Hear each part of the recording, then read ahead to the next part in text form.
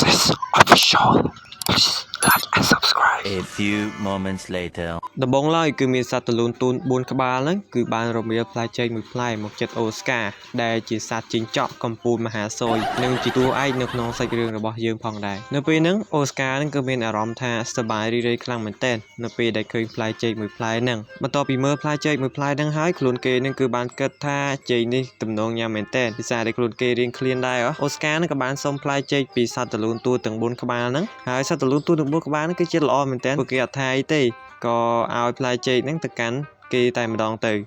យីកាត់មកមើលសត្វកញ្ជ្រោងដែលមានឈ្មោះថាប៉ពពីឯនេះវិញខ្លួនគេនឹងគឺបានប្រើកែវឆ្លោះមើលឃើញថាអូស្ការនឹងគឺមានចំណីឬក៏អាហារញ៉ាំហើយខ្លួនគេនឹងគឺអត់តមានទេតែធ្វើឲ្យពួកគេនឹងគឺមានអារម្មណ៍ថាចំណែនខ្លាំងមែនទែនបន្ទាប់ពីហ្នឹងប៉ពពីនឹងក៏បានរៀបចំគម្រោងការឲ្យហាជីដែលជាឆ្កែព្រៃមានកម្លាំងខ្លាំងហ្នឹងគឺរុញរទេះនិងបបួលបើកទៅជាមួយផងដែរដើម្បីដណ្ដើមផ្លែចេកពីអូស្ការហ្នឹងមិនឲ្យខាតពេលវេលាយូរបានទេហាជីនឹងគឺបានរុញរទេះដឹកពួកគេយ៉ាងលឿនរុញតាមមួយផ្លែតហ្នឹងគឺបានទៅដល់គោលដៅរបស់ពួកគេភ្លាមហាជីក៏បានរុញរទេះទៅបុកជាមួយនឹងអូស្ការដែលធ្វើឲ្យផ្លែចេកនេះគឺធ្លាក់ទៅលើដៃរបស់ពួកពីរដែលជាមេធីមរបស់ពួកគេហ្នឹងបានទៅជោគជ័យហើយនៅពេលហ្នឹងហាជីដែលជាឆ្កែព្រៃហ្នឹងក៏បានយកកឡតែនមួយហ្នឹងគឺចាប់សត្វទលូនទូរបស់យើងដាក់នៅក្នុងកឡហ្នឹងដោយសារទុកបិទគម្របចិត្តតែម្ដងបន្ទាប់ពីនោះមកបើកហាជីប៉ពីអីហ្នឹងដែលជាធីមកំពូលសយទាំង3ហ្នឹងគឺពួកគេនឹងគឺបានយាមកាមយ៉ាងតឹងរឹងនៅមិនឲ្យនរណាគេមកញញៃឡើងទីតាំងជំរុំរបស់ពួកគេឡើយ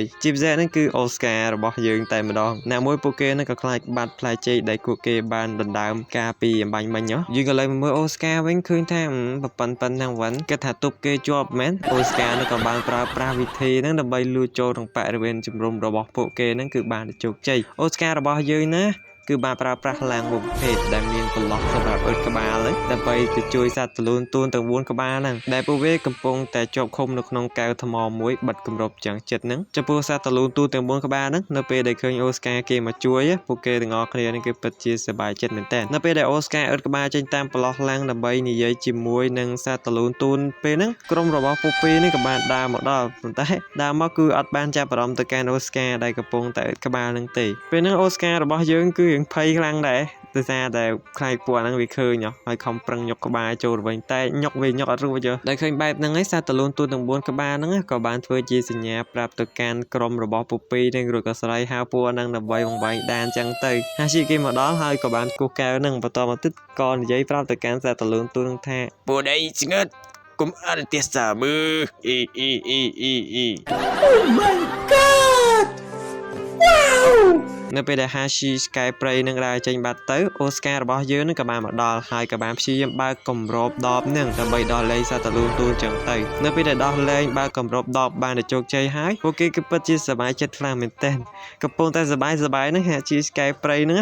ក៏បានមកដល់មកតន់ចឹងទៅហើយក៏បានចាប់អូស្ការរបស់យើងជាប់តែម្ដងបន្ទាប់ពីចាប់អូស្ការជាប់ហើយក៏ធ្វើការដេញចាប់សត្វទលូនទូនទាំង4នឹងផងដែរតែព្យាយាមចាប់យ៉ាងណាក៏នៅតែចាប់អត់បានដែលធ្វើឲ្យគ្នារបស់ខ្លួនទាំងអស់ហ្នឹងគឺដួលប្រកាច់ប្រកាន់ពេញហ្នឹងហើយសត្វទលូនទូនទាំង4ក្បាលរបស់យើងនេះក៏រត់គេចខ្លួនបាត់ទៅចំណែកតួអូស្ការរបស់យើងវិញគឺត្រូវបានក្រុងកំពូលសយទាំង3ហ្នឹងគឺចាប់ឃុំដាក់នៅក្នុងទ្រុងរបស់ខ្លួនហ្នឹងគឺបិទចិត្តឆឹងមកហើយបន្ទាប់ពីចាប់អូស្ការនៅទ្រុងហ្នឹងពួកហ្នឹងគឺដេកលក់ហើយដោយសារតែអស់កម្លាំងពេកបន្ទាប់ពីកញ្ញាកញ្ជ្រោងពពីហ្នឹងបានភ្ញាក់ពីដេកហើយក៏បានយកកែវឆ្លោះយកមកឆ្លោះមើលក៏ឃើញថាមានអ្វីមួយរៀងចម្លែកនៅពេលដែលឃើញអញ្ចឹងបើកហ្នឹងក៏បានដណ្ដើមយកកែវឆ្លោះពីពពីហើយក៏ឆ្លោះមើលដូចគ្នាដែរនៅពេលដែលឆ្លោះហ្នឹងក៏ឃើញថាសត្វទលូនទូនជាច្រើននេះក៏បាននាំគ្នាដើរសម្ដៅមកកាន់ជំរុំរបស់ពួកគេតែធ្វើពួកគេនឹងមានអារម្មណ៍ថាភ័យខ្លាំងមែនទែននៅពេលដែលឃើញអញ្ចឹងហើយពួកគេនឹងក៏បានបបួលគ្នា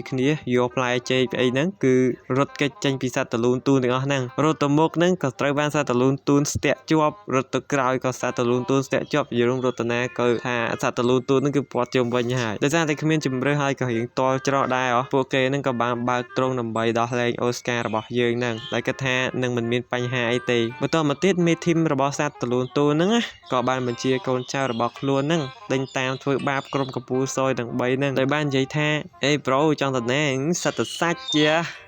Yeah boy បន្ទាប់ពីនោះសត្វទលូនទូនហ្នឹងក៏បាននាំគ្នាហ្នឹងរមៀលដុំដីប៉ុណ្ណាហ្នឹងអេដមីនមិនដឹងថាដុំហ្នឹងជាដុំអីទេប៉ុន្តែសន្មតថាជាដុំដីទៅចោះគឺរមៀលទម្លាក់ទៅលើភ្នំហ្នឹងដែល កាន់ពួកគេដែលធ្វើពួកគេនេះគឺភ័យមែនតើរត់អញ្ញាពេញហ្នឹងក៏បន្ទាប់ពីនោះមកសាតលូទូនក៏បានយកផ្លែចេកដែលបានបន្សល់ទុកហ្នឹងឲ្យទៅកាន់អូស្ការរបស់យើងដើម្បីទុកជាកាដូសម្រាប់គេអញ្ចឹងទៅអូខេអ្នកគ្នាហើយសាច់រឿងរបស់យើងគឺត្រូវបានចប់តែប៉ុណ្ណឹងដោយបង្ហាញឃើញថាក្រុមកម្ពុជាសយទាំង3ហ្នឹងគឺត្រូវបានដុំដីហ្នឹងរមៀលកាត់ដែលធ្វើឲ្យខ្លួនគេហ្នឹងគឺជាប់នៅដុំដីហ្មងរមៀលធ្លាក់ទៅដុតពីវចាអ្នកគ្នាសាច់រឿងក៏មានតែប៉ុណ្្នឹងឯងអ្នកគ្នាអញ្ចឹងជួបគ្នានៅវីដេអូក្រោយទៀតបាយបាយ